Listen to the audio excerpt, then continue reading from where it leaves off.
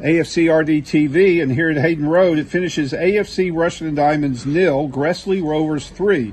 I'm with assistant manager Tom Lorraine, and Shanks really 3-0 flattered Gresley Rovers.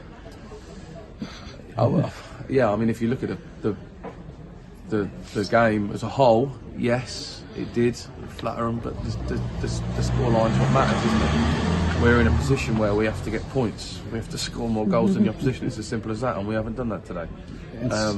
Sadly, it got off to a rough start with Gresley scoring by John King in only the 7th minute. That's the last thing Diamonds wanted to happen today. And it's happened far too often. It's happened far too often. We say every single game, keep it tight, first 10, push them on the back foot, work your way into the game, make the opportunity to be able to play, and it's happening far too often. It's far too easy.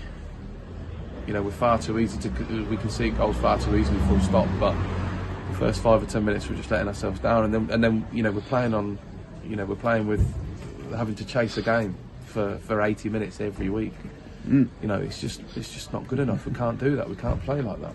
For the first 45 minutes, though, of the first half, I believe that was Gresley's only shot on goal there, when they did score in the 7th minute. And I thought Diamonds really outplayed Gresley, especially in the first half. I think if you look at both halves, we've outplayed them. But again, I'll repeat myself. It doesn't matter. It doesn't matter if we play nice, pretty football. And we do. We keep the ball very well. If you have possession stats or territory stats or whatever it is in this game, we'd be well on top in all aspects of the game. Possession time, exactly, everything. Apart from the scoreline. And at the end of the day, none of that matters. It's complete nonsense. The only thing that matters is the scoreline. And we can't keep losing games. We need to learn that playing pretty football doesn't win matches. Scoring goals and not conceding them does. Well, it's obviously very frustrating for all of us Diamond supporters, but I'm sure even more so for players and coaches, that you managers for the team.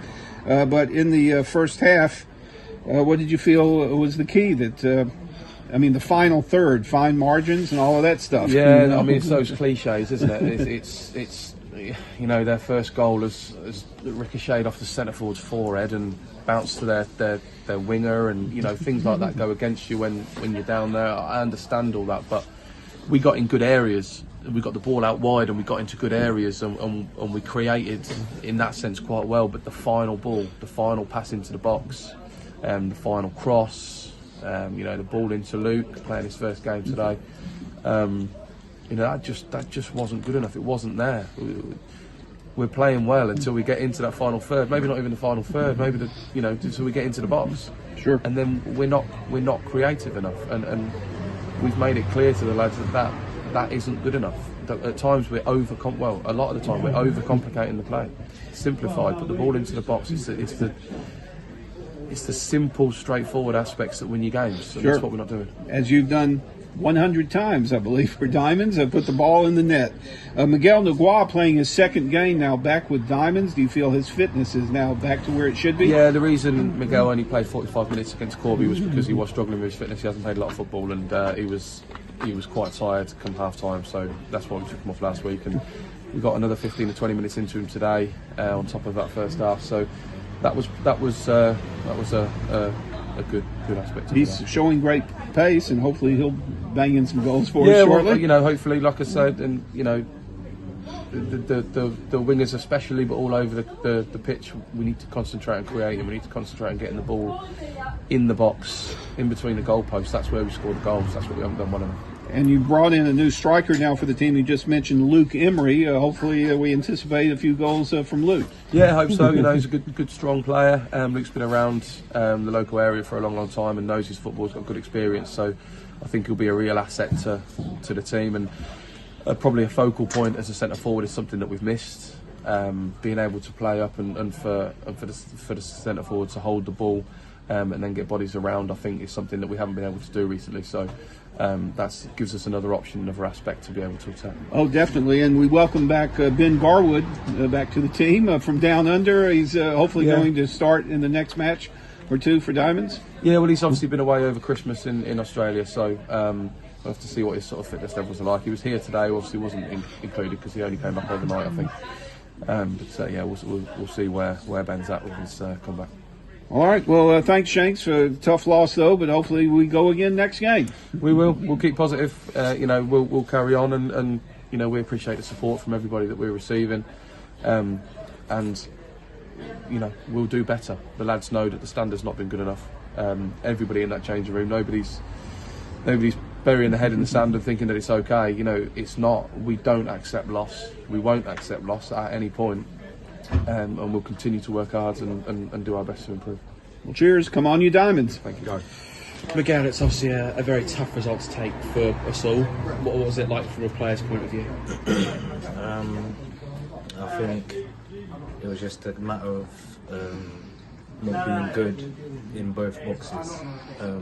We had good opportunities in the final third, and we didn't quite take them, and then we got punished for the ones that we didn't defend properly in our final third. So yeah, it's a bitter one to swallow. But to be fair, I think from this being my second game, I've seen a few things that we can take positives from. Definitely, I think we worked the ball into the wide areas. I had quite a few touches on the ball in the second half, especially. So yeah, there's a few positives to take from it, but there's a bit one to swallow. Similarly to Corby, the first goal was always going to be key in a game like this. How disappointing was it to concede it so early doors?